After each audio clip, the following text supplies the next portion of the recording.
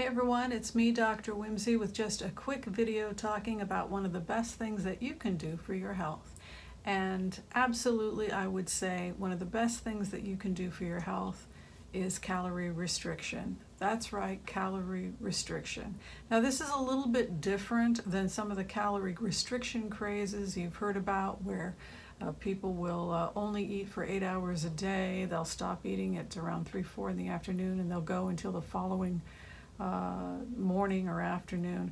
I think that that's a little bit extreme, and while people may experience some good health because they're cutting down on their calories, I think that it's hard to be consistent about.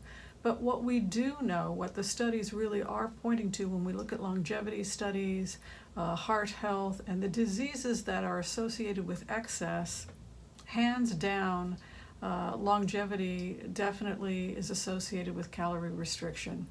To understand that, you have to understand how many diseases currently people are at risk of in the United States because of excess. Increased risk for obesity, absolutely. If you're consuming more calories than your body can use, then the rest of the calories theoretically are going to be stored as fat. They're going to be stored as fat, and that in and of itself creates all kinds of health challenges. If you are overweight, then you're at increased risk for a number of other diseases, not just obesity, obviously, but elevated triglycerides and cholesterol is associated with increased risk for coronary artery disease. Specifically, though, even more important than that, we're now looking at inflammation, cardiac markers associated with inflammation, specifically C-reactive protein. Why is this important? Because when we have a higher concentration of fat than is healthful, when we have a high BMI, when we have a high fat percentage, that can be inflammatory. And the reason for that is because fat cells produce hormones.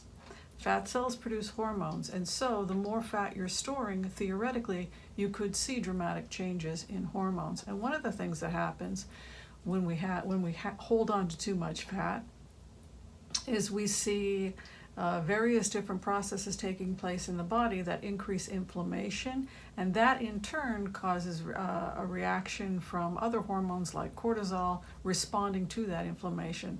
So excess fat is associated with chronic inflammation and chronic pain, and that is also associated with changes in cortisol, insulin resistance, having trouble taking up insulin, thyroid dysfunction, and also, finally, I would say increased risk in cancer and aging more rapidly. So those are some of the health problems that can happen simply because we are consuming more food than our body can store healthfully.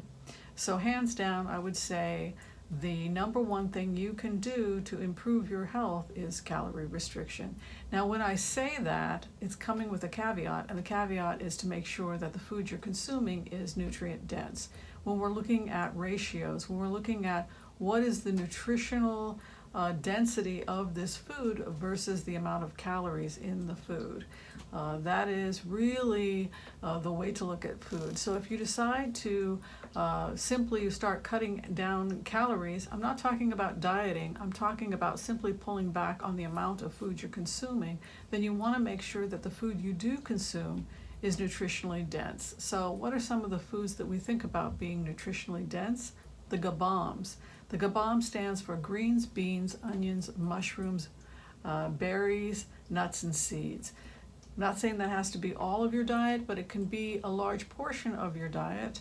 If you also want to have small amounts of lean animal protein, I think that's fine, but you never really want it to be more than 10, maybe 20% of total caloric intake.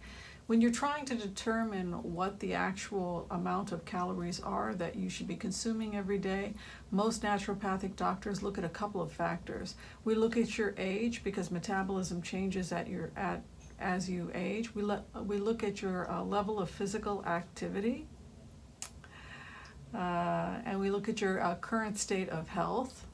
So age, level of physical activity, current state of health, how well is your thyroid functioning. There are all kinds of ways that we determine what is the best diet for an individual and what is the optimal amount of calories that a person should be consuming daily. If you'd like to find out more about my work, or if you'd like to make a telemedicine appointment for general wellness, you can go to drwhimsy.com, and if you're in the LA area, you can meet me in person. I want to thank you for watching this quick video on calorie restriction. My name is Dr. Whimsy Anderson, and I'll talk to you again soon. Take care. Bye-bye.